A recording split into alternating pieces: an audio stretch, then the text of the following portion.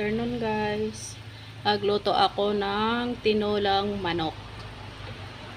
Tapos ang kapo ay sayuti at saka malunggay. Malambot na siguro to. Ay, lalagay ko na tong watch. So,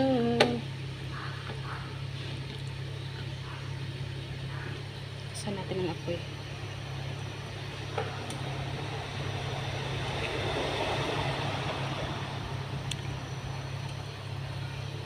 So, kuluan.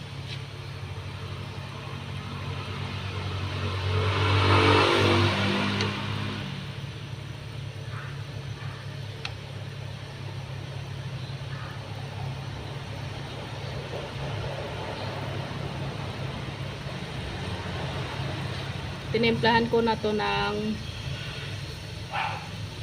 paminta, magic sarap, loya, sibuyas, bawang. Wala akong tanglad kasi wala namang tanglad dito. So, sili na lang eh. Ayan o. So, 12:30 na. Hindi pa luto ang aking ulam. Ako'y nagugutom.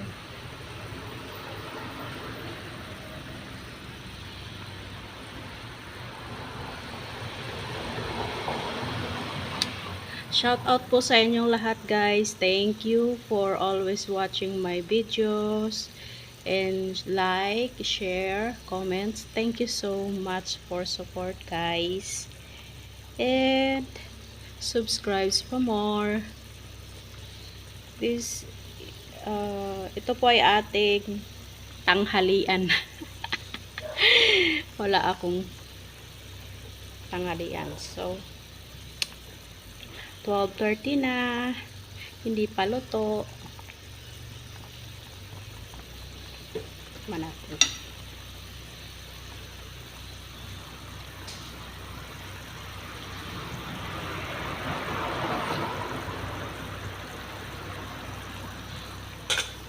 Ilagay natin ang sili. 4 kasi para masarap.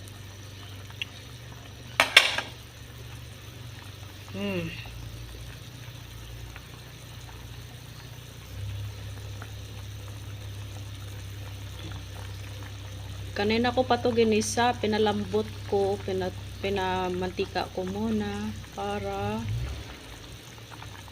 malansa. Lagay natin ang malunggay. Ayan. Mas maganda kasi yung half cook lang yung sayote.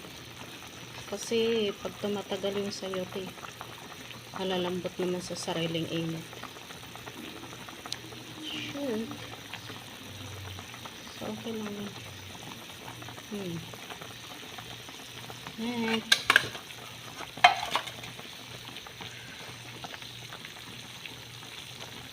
Para may sabaw naman, lagyan na lang ako paksiw, preto. So, medyo mahaba-haba yung oras ko. Kaya, luto muna.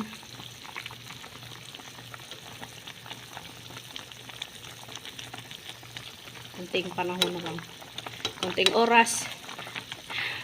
Pwede nang kumain. Nagluluto habang naglalaba. Umiikot ang aking washing machine guys. Tapos nito, kakain na ako. Magsampay muna. Tapos kumain.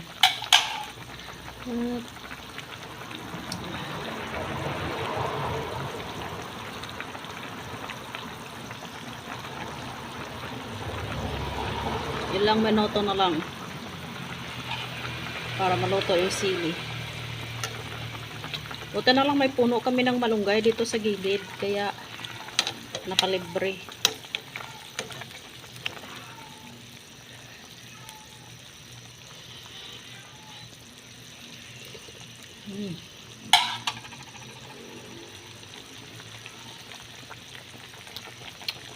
Parang kulang na siya.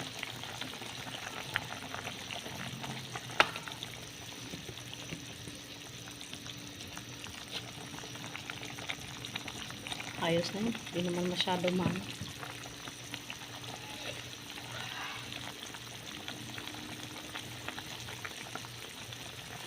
Thank you guys for watching. Bye! Kain na tayong tanghalian. Maraming salamat po sa lahat. Shout out po sa inyong lahat. And God bless you all. And thank you. That's it. Bye!